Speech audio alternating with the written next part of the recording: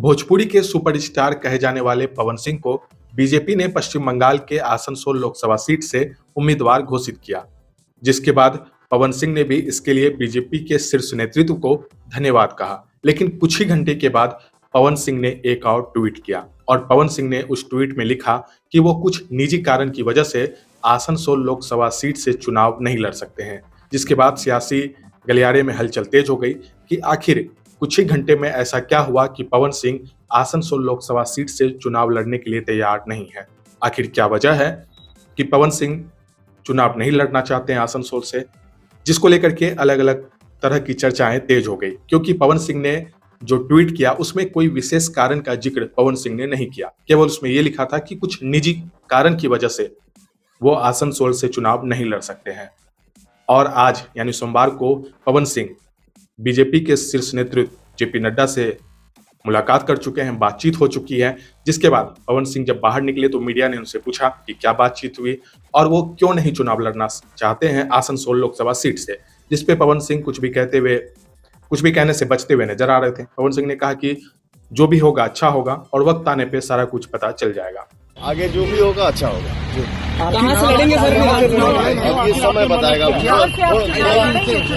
कुछ भी होगा हम आप लोगों से शेयर जरूर करेंगे। अभी थोड़ा होल्ड रखें। आरा से चाहते हैं सर, आरा से।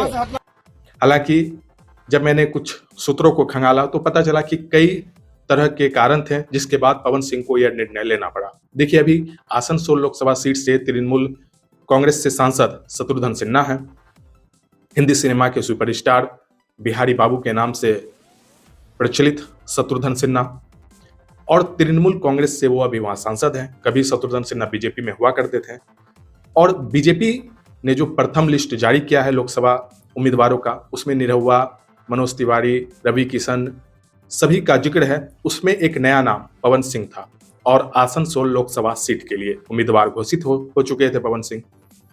लेकिन जब बीजेपी ने पवन सिंह को आसनसोल लोकसभा सीट से उम्मीदवार घोषित किया, उसके बाद कई तरह के विवाद उठने शुरू हो गए। दरअसल आपको बता दें कि तृणमूल कांग्रेस के एक नेता हैं साकेत गोखले, जिन्होंने पवन सिंह को लेकर के कई तरह के पोस्ट करना शुरू कर दिया और बीजेपी को भरपूर तरीके से घेरने की कोशिश शुरू कर दी गई।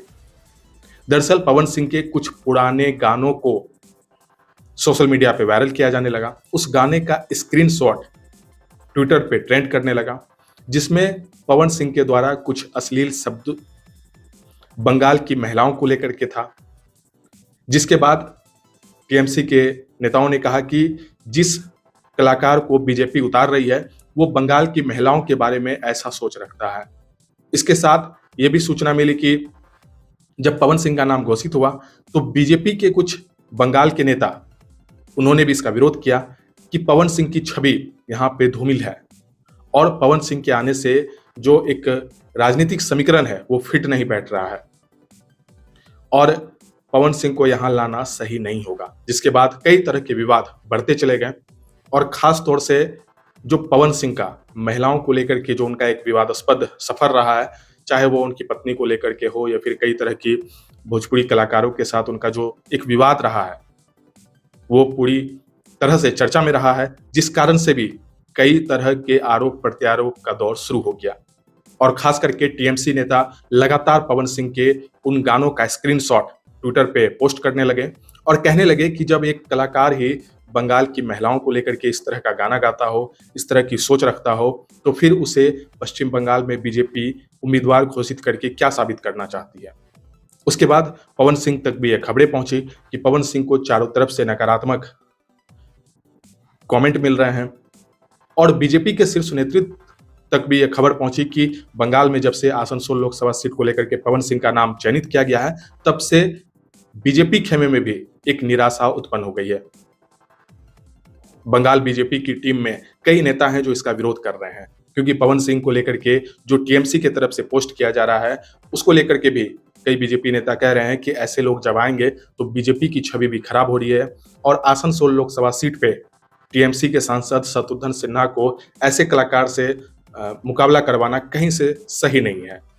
जिसके बाद पवन सिंह को निर्णय वापस लेना पड़ा बीजेपी के शीर्ष नेतृत्व को भी यह निर्णय वापस लेना पड़ा और आज पवन सिंह को बुला करके बातचीत हुई। हालांकि आपको बता दें कि पवन सिंह चाहते थे कि वो आरा लोकसभा सीट से उन्हें टिकट दिया जाए और आरा लोकसभा सीट से अपनी तैयारियों को लेकर के कई बार पवन सिंह जिक्र भी कर चुके हैं।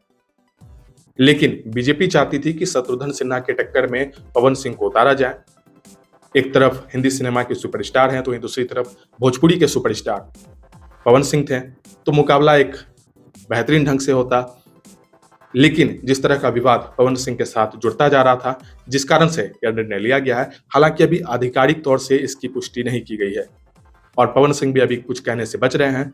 लेकिन यह मुख्य कारण हो सकता है कि पवन सिंह को उनके विवाद के कारण, उनका जो आपसी विवाद रहा है, चाहे वो पारिवारिक विवाद हो या फिर जिस तरह के गाने उन्होंने बीते दिनों में गाए हैं, उस गानों को लेकर के टीएमसी लगातार पवन सिंह पे हमला कर रही है, जिस कारण से पवन सिंह ने यह निर्णय लिया है। आने वाले दिनों में यह स्पष्ट होगा कि पवन सिंह अब किस लोकसभा सीट से चुनाव लड़ेंगे और आगे किस तरह से पवन सिंह अपनी राजनीतिक समीकरण को साधेंगे। आपकी क्या राय है, वीडियो के कमेंट बॉक्स में जरूर लिखिए। अगर आप इस पूरी खबर को यूट्यूब पे देख रहे हैं तो हमारे चैनल को सब्सक्राइब कीजिए। अगर आप फेसबुक पेज पे देख रहे हैं तो हमारे पेज को फॉलो कीजिए। वीडियो देखने के लिए धन्यवाद।